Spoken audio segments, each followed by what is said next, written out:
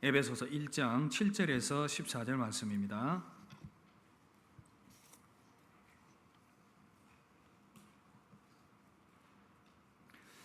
찾으신 줄 알고 교독하겠습니다. 에베소서 1장 7절에서 14절. 우리는 그리스도 안에서 그의 은혜의 풍성함을 따라 그의 피로 말미암아 속량 곧 죄사함을 받았느니라.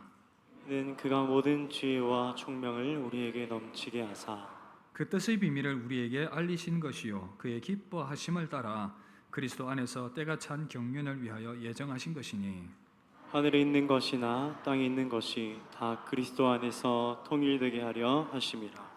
모든 일을 그의 뜻의 결정대로 일하시는 이의 계획을 따라 우리가 예정을 입어 그 안에서 기업이 되었으니 이는 우리가 그리스도 안에서 전부터 바라던 그의 영광의 찬송이 되게 하려 하심이라. 그 안에서 너희도 진리의 말씀 곧 너희의 구원의 복음을 듣고 그 안에서 또한 믿어 약속의 성령으로 인치심을 받았으니 이는 우리 기업의 보증이 되사 그 얻으신 것을 속량하시고 그의 영광을 찬송하게 하려 하심이라. 아멘. 할렐루야. 계속해서 에베소서 말씀으로 여러분들과 함께 하나님의 음성을 듣고 있습니다. 오늘은 우리를 구속하시고 인치신 하나님이란 제목으로 함께 말씀을 나누도록 하겠습니다. 지금은 목사가 되신 윤한기 씨, 한때 아주 유명한 가수였습니다. 이분이 지은 노래 중에 히트한 노래들이 참 많이 있는데 그 중에 이제 대표곡이 바로 이겁니다. 나는 행복합니다. 여러분 아시죠? 나는 땡땡땡 행복합니다. 그렇게 행복하다고 엄청나게 열심히 노래를 했습니다. 정말 행복합니다. 그런데 이 노래를 대전의 어느 프로 야구팀이 자기의 대표 응원가로 삼았습니다. 그런데 너무나도 안타까운 것은 해마다 이 팀은 항상 꼴찌를 하거나 제일 마지막에 머물러 있습니다. 그런데도 항상 야구장에만 가면 나는 행복합니다 노래를 합니다. 나는 이 팀이라서 행복합니다 그렇게 노래를 합니다.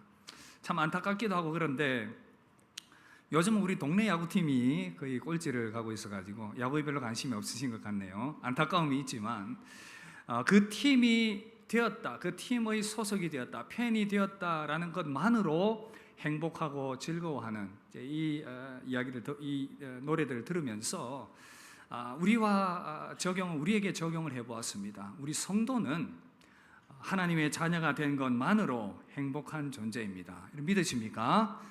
하나님의 자녀가 되었고 하나님의 좋은 것을 상속받게 되었기 때문에 그것만으로도 행복하게 된 존재인 줄 믿습니다.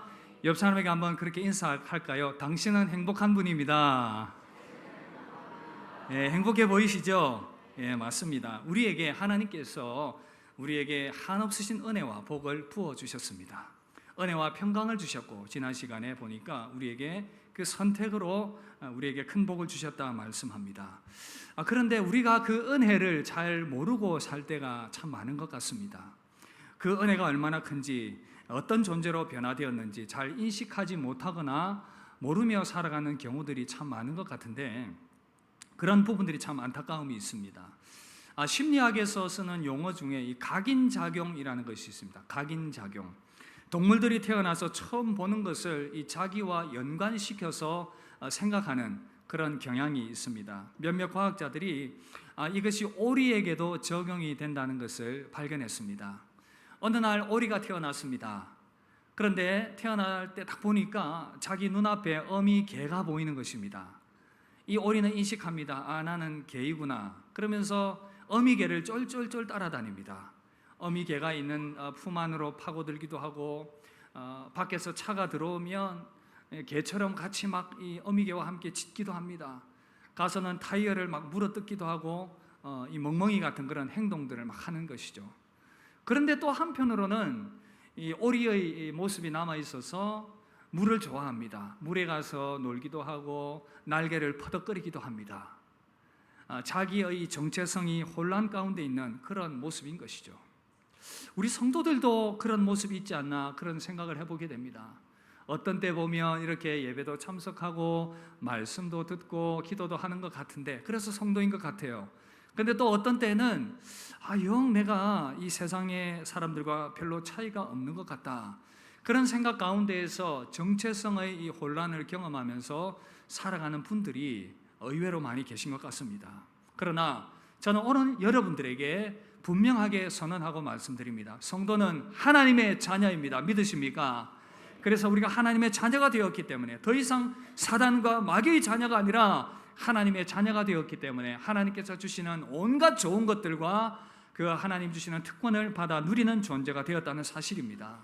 지난 시간에 그래서 우리는 하나님의 은혜와 평강 그리고 선택의 복을 받은 자다 말씀드렸고, 오늘은 그 연장선상에서 계속해서 우리가 받은 이 두 가지 추가적인 신령한 은혜와 복을 여러분들과 함께 나누기를 원합니다.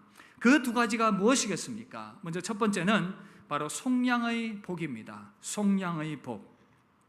에베소서 1장 7절 이렇게 말씀합니다. 우리 함께 읽을까요? 시작.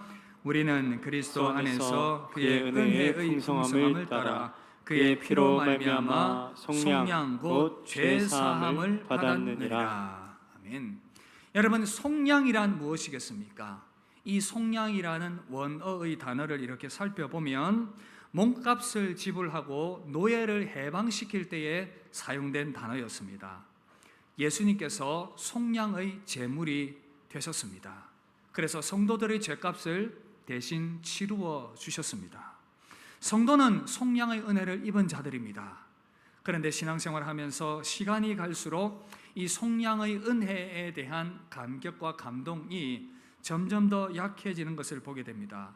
이유가 무엇이겠습니까? 생각을 해보니 이 죄가 가져오는 무서운 결과가 어떤 것인지에 대해서 크게 실감하지 못하기 때문이기도 한 것입니다. 믿지 않는 자들도 마찬가지입니다. 그래서 사람들에게 우리가 복음을 전합니다. 예수 믿으십시오. 천국의 선물이 예비되어 있습니다. 라고 이야기를 하면 듣는 사람들은 이 자기 중심적으로 판단을 합니다. 이런 생각을 하겠지요. 그럼 내가 그 선물 거부하면 그만이지 않는가? 그냥 그동안 받은 선물도 많은데 천국 선물 별로 관심 없고 그런 거 안 받아도 돼 라고 이야기를 합니다.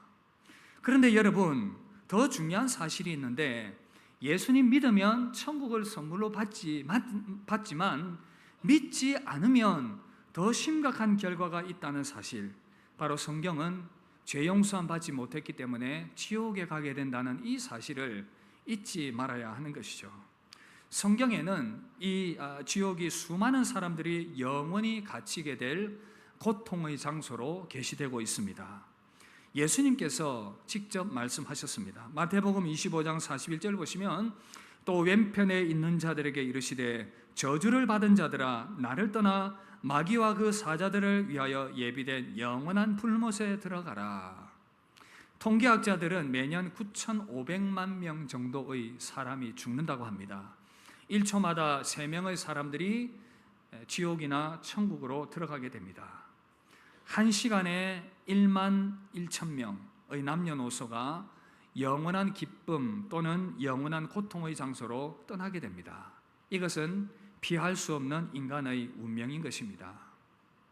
여러분, 지옥이 어떤 곳입니까? 북아일랜드 리폼드 신학교 신약학 교수인 에드워드 도넬리가 쓴 성경이 말하는 지옥과 천국과 지옥이라는 책에서 성경의 이야기들을, 이 말씀들을 요약을 하면서 지옥이 어떤 곳인지를 4가지로 설명을 하고 있습니다. 먼저 첫 번째는 이 지옥은 절대적인 빈곤으로 가득 채워진 곳입니다. 하나님은 영혼과 육체의 풍성함을 가져다 주시는 분이십니다. 그런데 그 생명의 근원이신 하나님으로부터 단절되기 때문에 절대적 빈곤으로 채워지게 됩니다. 데살로니가 후서 1장 9절 보시면 주의 얼굴과 그의 힘의 영광을 떠나 영원한 멸망의 형벌을 받게 된다. 하나님께서 주시는 온갖 좋은 것들, 하나님 주시는 즐거움과 행복과 웃음과 모든 것들이 다 사라져버리는 곳이 이 지옥입니다. 그리고 지옥은 불못의 장소입니다. 쥐어짜는 고통이 가득한 곳이다. 그렇게 설명을 합니다. 요한계시록 20장 10절 보시면 불과 유황못에 던져지니 거기는 그 짐승과 거짓 선지자도 있어 세세토록 밤낮 괴로움을 받으리라. 누가복음 16장에 보면 부자와 나사로의 비유를 통해서 이 부자가 지옥에 떨어져서 얼마나 그 불꽃 가운데에서 이 물 한 방울이라도 혀에 적셔지기를 바라면서 고통하고 있는지를 설명을 하고 있습니다. 마태복음 9장 48절에서는 구더기도 죽지 않고 불도 꺼지지 않는 곳이다, 그렇게 언급을 하고 있습니다. 우리가 불에 조금만 데여도 고통스러운데 이 고통이 영혼과 육체 가운데 영원토록 계속된다는 것, 그리고 이곳은 하나님의 진노가 임하는 곳입니다. 하나님의 진노가 임하는 곳입니다. 우리가 예를 들어서 미국 대통령의 진노를 샀다라고 했을 때에 얼마나 고통스럽겠습니까? 수단 방법을 다 동원해서 우리를 죽이든지 괴롭히려고 할 것입니다. 하나님의 진노를 샀다는 것, 미워함을 입게 되었다는 것, 얼마나 두려운 일입니까? 히브리서 10장 31절과 12장 29절 이렇게 말씀합니다. 살아계신 하나님의 손에 빠져 들어가는 것이 무서울진저 우리 하나님은 소멸하는 불이심이라. 그리고 이 지옥은 영원히 계속되는 영속성이 있다 말씀합니다.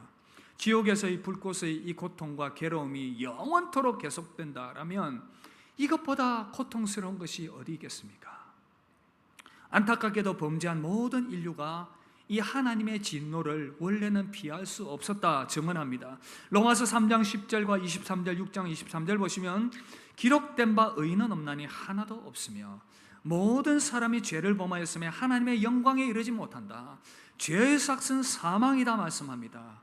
모두가 다 하나님의 진노를 피할 수 없는 이 영원한 형벌의 운명 가운데 이르게 되었다고 말씀합니다. 여러분, 이 지옥의 존재를 가장 숨기고 싶어하는 자가 누구이겠습니까? 바로 악한 마귀 사단입니다. 이유는 간단합니다. 그가 마지막에 처하게 될 운명이 바로 이 지옥이고 영원한 불못이기 때문에 할 수만 있으면 그가 이 영원 형벌에 빠지기 전에 한 사람이라도 더 자기와 함께 이 지옥 불못에 빠뜨리려고 이 진리를 어둡게 만듭니다. 교묘히 사람들의 생각을 혼란스럽게 만들어서 지옥을 믿지 않거나 거부하게 만듭니다. 그래서 이제 미국 이 갤럽 조사에 의하면 지옥을 믿느냐 4%밖에 되지 않습니다. 거부합니다. 성도들도 생각합니다. 좋으신 하나님이 어떻게 지옥을 만들 수 있느냐? 성도들의 생각의 그 가운데서도 그 신앙을 지식을 혼란스럽게 만듭니다. 그러나 분명한 것은 우리의 생각과 지식의 어떠함과 느낌과 상관없이 성경은 분명히 지옥의 실제에 대해서 말씀하고 있고 그 존재에 대해서 설명을 해주고 있습니다. 이 지옥의 심판은 죄의 속량함을 받지 못한 사람들과 이 마귀와 사단이 영원토록 형벌을 받게 될 것이라고 안타깝지만 분명히 증언을 하고 있습니다. 그런데 우리에게 희망의 소식이 있습니다. 무엇입니까? 하나님께서는 이 영원한 멸망에 처한 인류를 구원하기 위해서 그 진노를 피할 길을 내셨습니다. 바로 예수 그리스도의 속량입니다. 이 속량을 이해하기 쉽게 출애굽 6월절 사건을 가지고 설명을 해드리면 여러분들 중에 아마 이 말씀을 잘 알고 계실 텐데 다시 한 번 더 이 말씀을 잘 한번 생각을 해보십시오. 이스라엘 백성들은 애굽의 노예의 상태로 사로잡혀 있었습니다. 하나님께서는 그들을 해방시키기 위해서 애굽에 있는 모든 장자들을 죽이려고 하셨습니다. 바로가 마음이 굳어져서 놓아주려고 하지 않으니까 이 죽음의 그림자가 온 애굽 전역에 덮치게 예정이 되어 있었습니다. 그런데 이스라엘 백성들도 이 죽음의 그림자는 피해갈 수 없습니다. 하나님께서 이 죽음의 그림자를 피해갈 수 있는 방법을 말씀해 주셨는데 어린 양을 잡으라. 그 어린 양을 잡아서 피를 흘려서 양의 그 피를 가지고 문설주에 다 바르라. 그래야 하면 죽음의 그림자가 넘어가게 될 것이다. 죽음의 그림자가 때가 되었을 때에 온 애굽 전역을 덮쳤습니다. 모든 장자들이 다 죽임을 당했습니다. 그러나 양의 피를 바른 이스라엘 백성들의 그 집은 그 죽음의 그림자가 넘어갔습니다. 패스오버 넘어갔습니다. 그래서 출애굽기 13장 13절 보시면 내가 애굽 땅을 칠 때에 그 피가 너희가 사는 집에 있어서 너희를 위하여 표적이 될지라 내가 피를 볼 때에 너희를 넘어가리니 재앙이 너희에게 내려 멸하지 아니하리라. 그 죽음의 그림자가 임할 때에 그들의 죽음을 대신할 수 있었던 것은 바로 그 어린 양의 피였습니다. 그 어린 양의 죽음이었습니다. 그 어린 양의 죽음이 속량의 죽음을 그 어린 양이 당했기 때문에 그 애굽 이스라엘 백성들이 당해야 될 죽음을 그들이 피할 수 있었다는 사실. 우리의 속량도 마찬가지입니다. 예수님의 속량도 마찬가지입니다. 범죄한 인간은 모두가 다 이 지옥의 형벌을 피할 수가 없습니다. 첫째 사망뿐 아니라 둘째 사망, 요한계시록 20장 14절 보시면 사망과 음부도 불못에 던져지니 이것은 둘째 사망 곧 불못이라. 여러분, 예수님께서 피를 뿌리셔서 이 멸망 가운데 처할 우리들을 둘째 사망 가운데서 구원해 주셨다는 사실, 마땅히 지옥 갈 운명 가운데 있는 저와 여러분들을 위해서 속량의 제물이 되셨다는 사실, 유월절 어린 양, 대속 제물이 되신 어린 양, 고린도전서 5장 7절에서 우리의 유월절 양 곧 그리스도께서 희생이 되셨느니라. 예수 그리스도께서 만약 이 속량의 죽음을 당하지 않았더라면 오늘 이렇게 예배하는 저와 여러분들도 피할 수 없는 지옥의 운명이었다는 사실입니다. 우리는 너무나도 자주 이 사실을 잊고 살고 있습니다. 우리가 어떤 운명 가운데 있었던 자들이었는지 우리는 너무나도 자주 잊고 살고 있습니다. 우리에게 주신 이 구속의 은혜가 얼마나 우리가 큰 위기 가운데 있었고, 그래서 그 가운데서 이 속량함을 통해서 지옥의 형벌을 면할 수 있게 되었다는 이 사실을 우리가 너무나도 자주 잊고 살고 있다는 것입니다. 얼마 전 8월 3일자 조선일보 과학란에 한 기사가 실렸습니다. 일명 헬라세포에 관한 기사였는데 이 내용은 이렇습니다. 1951년 미국 메릴랜드주 볼티모어에 있는 5명의 아이의 어머니였던 헨리에타 렉스라는 분이 계셨는데, 이분이 어느 날 이 복통 때문에 병원에 갔더니 그만 암의 선고를 받게 되었습니다. 결국 이제 투병하다가 죽음을 맞이하게 되었는데, 이 병원의 산부인과 의사들이 이분의 몸의 이 세포를 채취를 하게 됩니다. 그런데 이 세포가 죽지 않고 살아 있어서, 그전에는 다 죽었는데 이 세포를 채취하면, 그런데 이분의 세포가 살아 있어서 이 존스 홉킨스 병원이 이분의 세포를 여러 실험실로 보내게 됩니다. 연구자들이 이 세포를 열심히 연구를 해서 소아마비 바이러스의 원인을 찾아내게 됩니다. 그리고 또 백신을 만들어내게 됩니다. 이 헬라 세포는 암과 파킨슨병과 독감을 비롯한 많은 그러한 이 병을 연구하는, 그래서 치료제의 개발로 이어지게 되는 그러한 놀라운 공헌을 하게 되었습니다. 이 세포를 통해서 연구한 논문이 11만 건 이상 되는 그러한 놀라운 기여를 한 그러한 세포였던 것입니다. 이후에 이 헨리에타 렉스 유족들이 이러한 연구에 이 세포가 자기의 유족들이 이것을 사용된 것을 알게 되었습니다. 한참 세월이 지났습니다. 72년이 지난 뒤에야 그 사실을 알게 되었고, 헨리에타 렉스는 죽었지만 이분의 세포가 그렇게 많은 사람들을 살리고 백신들을 개발해내는 그러한 자료로, 그러한 이 도구로 사용이 되었다는 사실, 백신과 치료제 개발에 사용이 되었습니다. 그런데 여러분, 많은 사람들이 이분의 이 세포를 통해서 병의 치유함을 얻게 되었고 많은 혜택을 누렸는데, 이분의 세포로 말미암은 것이라고는 아는 사람들은 거의 없습니다. 여러분, 한 사람의 몸에서 채취된 세포가 이렇게 많은 사람을 살렸는데, 사람의 몸으로 오신 하나님의 아들 예수 그리스도의 피가 지옥에 던져질 수밖에 없는 운명 가운데 있는 그 인류의 죄를 해독하는 놀라운 해독제가 되었다는 사실, 그 은혜를 우리가 덧입게 되었다는 사실, 그런데 너무나도 안타깝게도 우리가 그 혜택을 입었다는 것을 크게 깨닫지 못하고 살아가고 있다는 것은 더욱더 안타까운 사실인 것입니다. 그러나 오늘 예배에 참여하는 여러분들이 다시 한번 더 이 사실을 꼭 마음에 새길 수 있기를 바랍니다. 예수 그리스도의 피가 저와 여러분들을 살리신 줄 믿습니다. 예수 그리스도의 보혈이 영원한 지옥 형벌 가운데서 저와 여러분들을 구원한 줄 믿습니다. 그 주님의 보혈이 우리를 살렸습니다. 그 은혜의 풍성함 때문이었습니다. 오늘 말씀 7절을 보시면 그 은혜의 풍성함을 따라, 그 은혜의 풍성함을 따라, 이 은혜의 풍성함이 너무나도 크기 때문에 그래서 우리가 이 풍성함을 알기를 바란다는 바울의 기도가 1장 15절에서 이어지고 있습니다. 너희 마음의 눈을 밝히사 그의 부르심의 소망과 기업의 영광의 풍성함이 무엇인지 알면 좋겠다고 그렇게 바울은 기도하고 있습니다.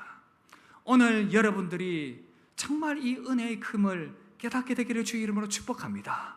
우리의 영적인 눈이 더욱더 열려져서 이 은혜의 복이 더욱더 우리의 심령 가운데 크게 감동함으로 다가와서 그 은혜에 감사하게 되는 여러분 되시기를 주님의 이름으로 축복합니다.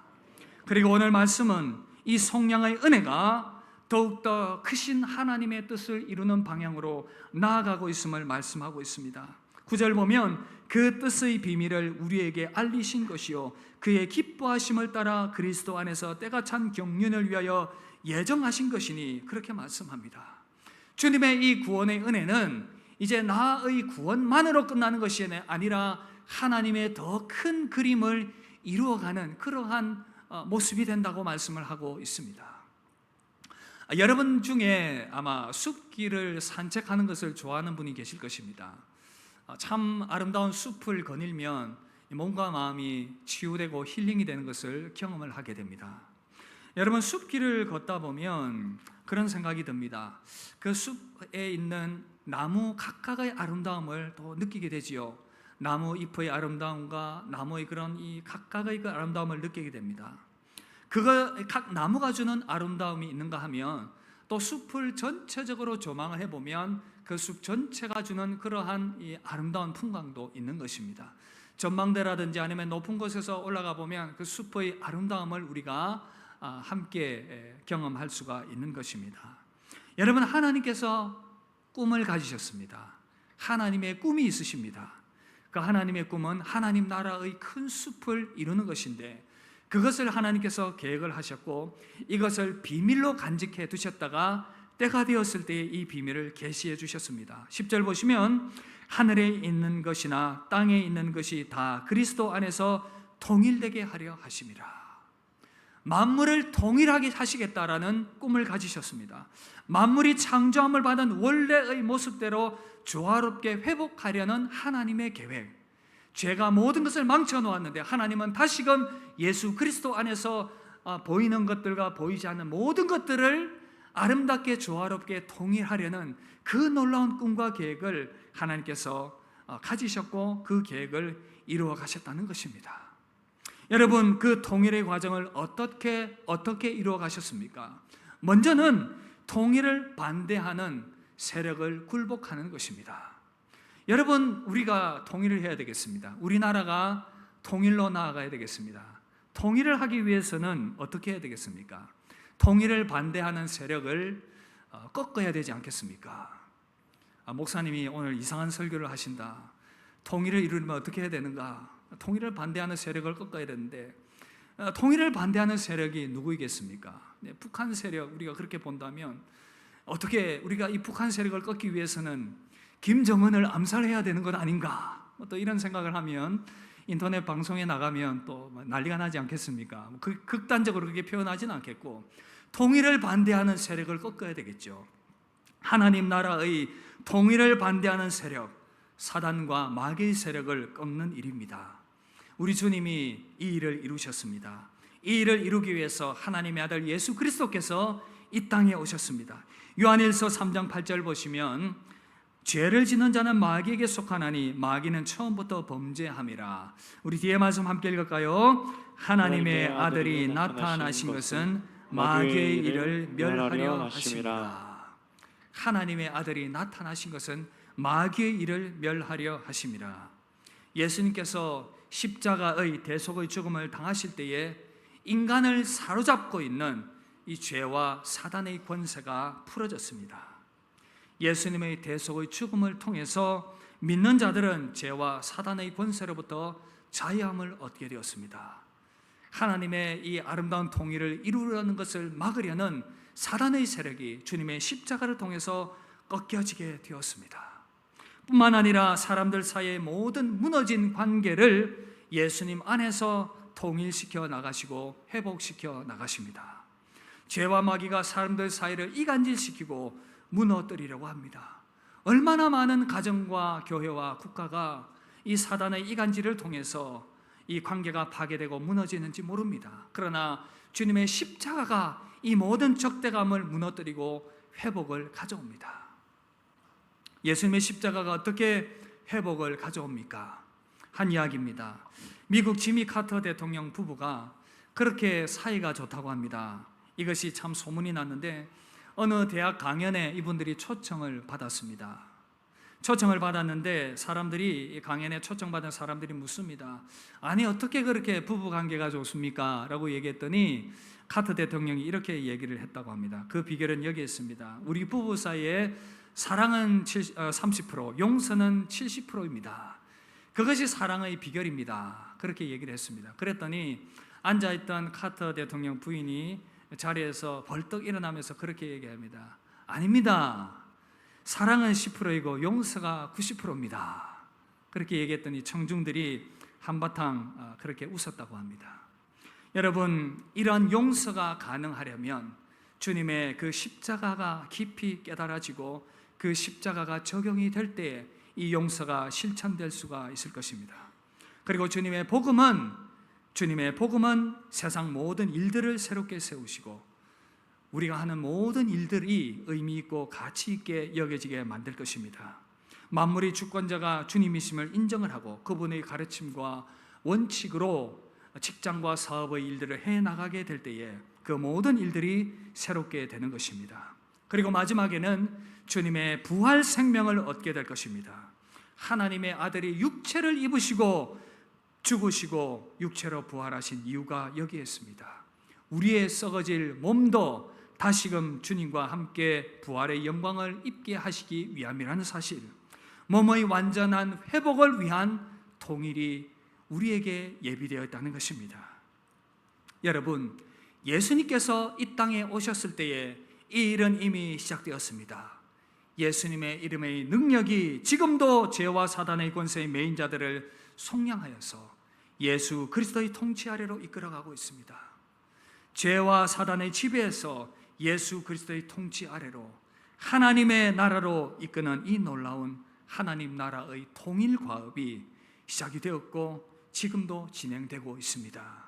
우리가 이 통일 과업에 참여하는 방법은 바로 복음을 들고 세상을 향해서 이 복음을 증거하는 것입니다. 그래서 이 복음을 통해서 사단의 나라를 무너뜨리고 공격하여서 복음 전파의 사명을 잘 감당하는 것을 통해서 하나님 나라의 확장과 하나님 나라가 이루시려는 이 통일 과업에 우리가 참여하게 되는 것입니다. 이 일을 잘 감당하여서 하나님의 나라의 일꾼으로 귀하게 쓰임받게 되는 여러분 되시기를 주님의 이름으로 축복합니다.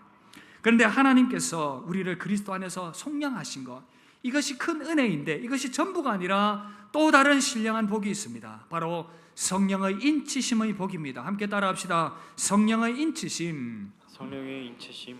우리 13절 말씀 함께 읽겠습니다. 시작. 그 안에서 너희도 진리의 말씀 곧 너희의 구원의 복음을 듣고 그 안에서 또한 믿어 약속의 성령으로 인치심을 받았으니. 아멘. 여러분, 인을 친다는 것은 소유를 확실하게 한다, 그런 의미가 있습니다. 이 구약 시대 때나 혹은 신약 시대 때 이 당시에 소유를 분명하게 할 때 이 인을 쳤습니다. 예를 들어서 소나 어떤 짐승들을 샀을 때에 그 이마에다가 인을 찍습니다. 엉덩이나 이쪽에 이 도장을 찍게 됩니다. 바로 소유를 나타낸다는 의미인 것입니다. 이 인은 또한 당시에 이 상업적인 용어로 사용될 때에 이 납입금, 이 다운 페이먼트로 이렇게 사용이 되었습니다. 그러니까 계약 관계를 확실하게 하고 소유를 이렇게 넘어오게 할 때에 이 계약금을 통해서 이 소유를 확실하게 보장하는 그러한 용도로 사용이 되었다는 것입니다. 사랑하는 성도 여러분, 오늘 말씀은 성령께서 저와 여러분들을 인치셨다고 말씀하십니다. 여러분 믿으십니까?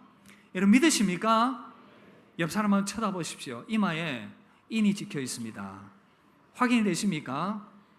도장 안 찍혀 있습니까? 아이고 큰일 났네요. 그러나 눈에 보이지 않지만 하나님의 성령께서 여러분들에게 인을 치신 줄 믿습니다. 도장을 찍으셨다 그 말입니다. 그 이유는 하나님께서 저와 여러분들에게 주신 이 은혜를 절대 빼앗기지 않겠다는 그런 강한 의지가 담겨 있다는 것입니다. 궁금함이 있습니다. 목사님, 그러면 내가 성령의 인치심을 받은 것을 어떻게 알 수 있습니까? 고린도전서 12장 3절 이렇게 말씀합니다. 함께 읽을까요? 시작. 그러므로 내가 너에게 알리노니 성령으로 아니하고는 누구든지 예수를 주시라 할 수 없느니라. 아멘. 오늘 여러분들 예배 자리에 나온 여러분들이 예수 그리스도를 구주로 고백할 수 있고 그분께 기도할 수 있는 믿음의 사람들이라면 여러분들은 이미 성령의 인치심을 받은 줄로 믿습니다. 예수님을 구주로 고백할 수 있다는 것은 성령으로 아니하고는 불가능한 것이기 때문에 우리가 이로 말미암아 성령의 인치심을 받았다는 것을 확인해 볼 수가 있다는 것입니다. 이렇게 우리에게 인을 치신 성령님은 영원토록 떠나지 않고 함께 하시겠다 말씀하십니다. 요한복음 14장 16절 함께 읽겠습니다. 내가 아버지께 구하겠으니 그가 또 다른 보혜사를 너희에게 주사 영원토록 너희와 함께 있게 하리니. 할렐루야. 우리에게 도장을 콱 찍으셨는데 영원토록 우리와 함께 하시겠다 약속하셨습니다. 사랑하는 성도 여러분, 하나님께서는 큰 꿈을 가지시고 하나님의 큰 숲을 이루기 위하여서 인간이 타락하기 전부터 타락할 것을 예상하시고 이미 하나님은 그 모든 것들을 계획하셨습니다. 에베소서에서는 이것을 하나님의 경륜이라고 하시고 하나님의 경영이라고 표현을 합니다. 하나님께서는 이 일들을 이루기 위하여서 죄에 빠진 인류를 구원하시고 새로운 예수 그리스도 안에서 새로운 인류를 탄생시키기 위해서 오래전부터 이 일을 계획을 하셨고 예수 그리스도 안에서 이 일을 완성하셨고 성령 안에서 이 일을 이루어가고 계십니다. 이 일이 너무나도 소중하기 때문에 성삼위 하나님께서 총력을 다하여서 이 일들을 계획하셨고 이루셨고 이루고 가고 계십니다.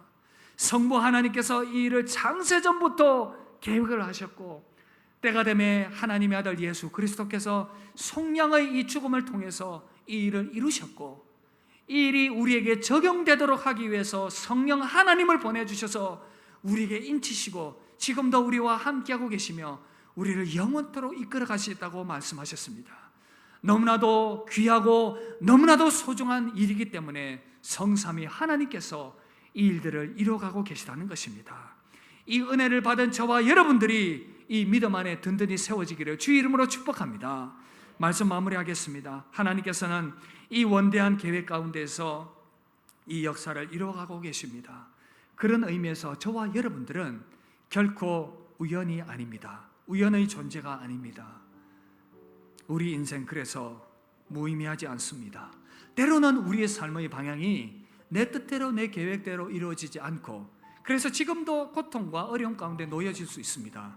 그러나 사랑하는 성도 여러분, 하나님의 택함받은 자녀들이라면 여러분들은 결코 그 삶이 무너지지 않습니다.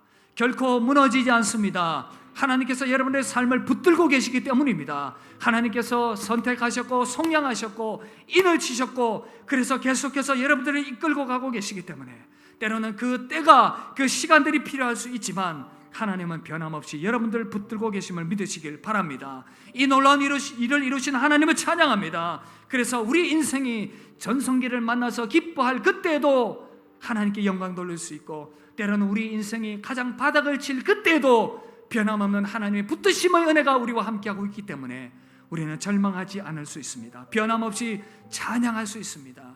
그래서 우리는 이 하나님의 신령한 복을 받은 자들이기 때문에 영원토록 우리 가운데 주신 이 하나님의 은혜가 함께 하실 것이기 때문에 그 하나님의 은혜를 받은 자들이기 때문에 복된 자들인 것입니다. 이 복을 받은 자들임을 믿고 확신하시며 은혜 가운데 거하는 여러분 되시기를 주님의 이름으로 축복합니다. 우리 함께 찬양합시다. 오늘 받은 말씀 생각하며 우리 가운데 주신 그 하나님의 은혜가 변함없으심을 기억을 하며 우리 가운데 주신 그 사랑을 노래하며 찬양하며 나아갑시다.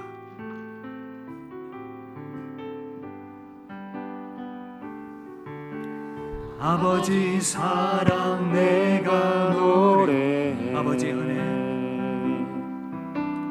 아버지 은혜 내가 노래해.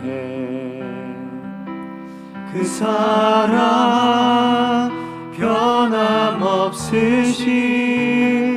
거짓 없으신 성실하신 그 사랑 상한 갈 때 꺾지 않으시는 꺼져가는 등불 끄지 않는 그 사랑 변함없으신 거짓 없으신 성실하신 그 사랑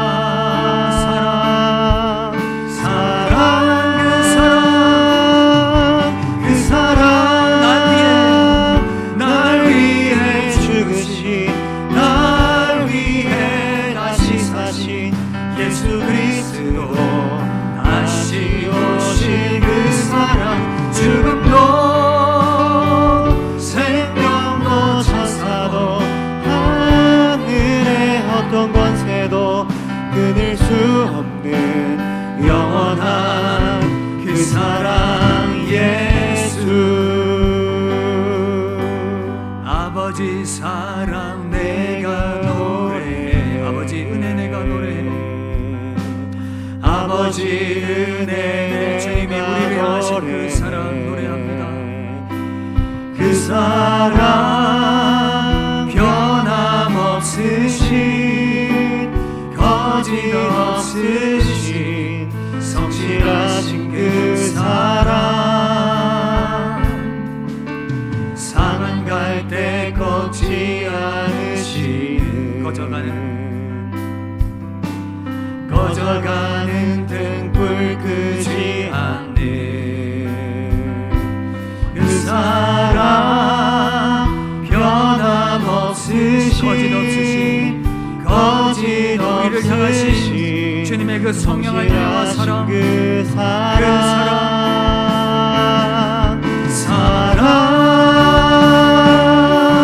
그 사랑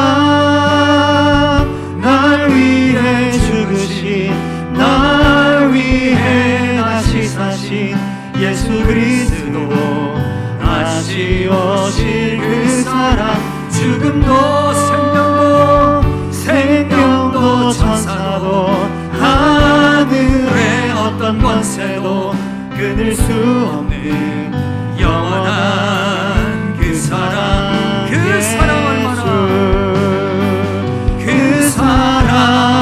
얼마나 아름다운지 그 사랑 얼마나 날 부욕해 하는지 그 사랑 얼마나 크고 놀라운지를 그 사랑 얼마나 나를 감격하게 그 사랑